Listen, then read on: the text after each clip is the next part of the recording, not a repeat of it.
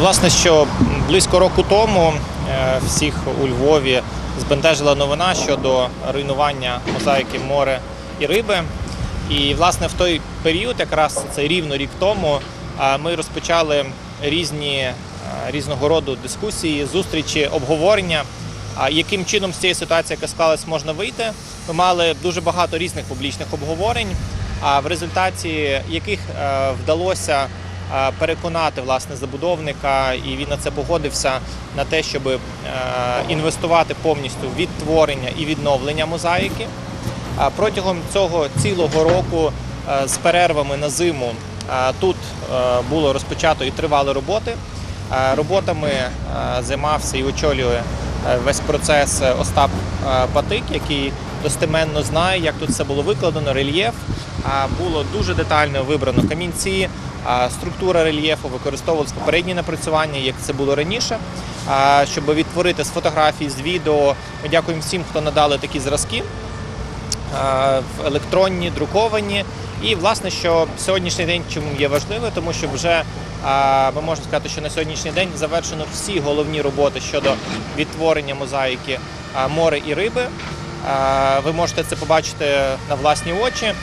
Залишаються незначні роботи, які, власне, ще триватимуть певний час, поки не буде завершено весь об'єкт. Це ви можете побачити, тому що деяких камінців немає, оскільки внизу їх немає, оскільки, наприклад, буде ще робитися гідроізоляція. Відповідно, там навмисно не кладуть, щоб не пошкодити структуру цього малюнку, вже буде вимощено тоді, коли вже буде завершена, наприклад, внутрішня робота. Але всі головні роботи, бачите, рельєф, камінці, підбір, кольористики, все вже є завершеним. Справді вкладена велика праця. І вже від завтрашнього дня тут буде знятий паркан, і цю мозаїку зможуть побачити всі львів'яни, хто проходить повз, тому що ще сьогодні тут є робочий процес, він буде і завтра, і післязавтра тривати, але це вже буде зовсім інша стадія, тому що, власне, головні роботи є завершеними. Також скажу, що ми вже зовсім скоро проанонсуємо, покажемо приміщення музичної школи мистецтв, яке буде в цій будівлі. Це буде 2 поверхи. Це буде міська комунальна школа, це вже прийнято рішення, яка буде ця школа Новаківського. І це буде дуже високими стандартами школа з багато цікавими різними речами. Ми розповімо про це детальніше. Сьогодні ми говоримо про мозаїку, яку ви можете вже побачити на власні очі. Фактично, після її зруйнування тут було за різними розрахунками 10%, і тому доводилося робити.